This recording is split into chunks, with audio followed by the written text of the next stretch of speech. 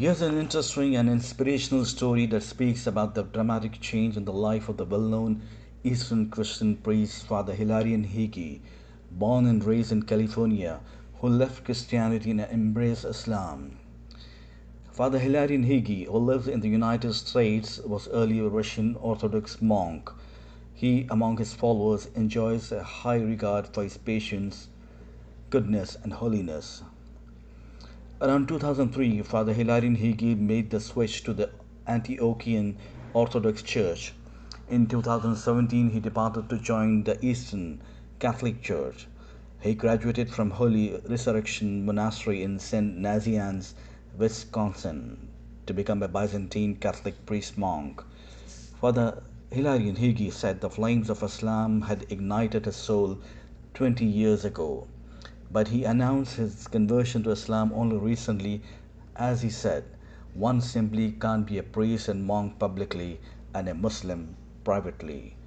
After making the announcement, the former Christian priest, who was still recently planning to establish an Eastern Christian monastery in California, said his conversion to Islam is actually reversion to Islam, and like homecoming. It truly is like homecoming. My primordial faith, for the Quran states that we worship God alone and submitted to Him since before we were even born. Father Hilarion Higi, who has changed his name to Sayyid Abdul Latif, wrote in a blog post. He also quoted from the Holy Quran from Surah Al Araf, verse number 172, to justify this. He writes, "And remember when your Lord brought forth from the loins of the children of Adam their descendants, and had them testify regarding themselves. Allah asked, Am I not your Lord? They replied, Yes, you are. We testify. He cautioned, Now you have no right to say on Judgment Day, We were not aware of this.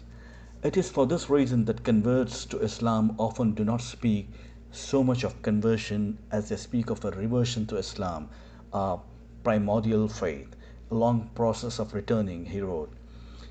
Father Hilarion Higi, now Sayyid Abdul Latif, has been received warmly by the Muslims.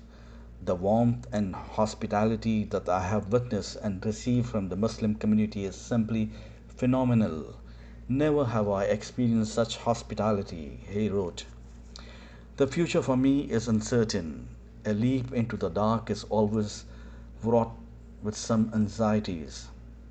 And yet I feel such a peace, a joy, a relief. My pull towards Islam over 20 years has finally led me home.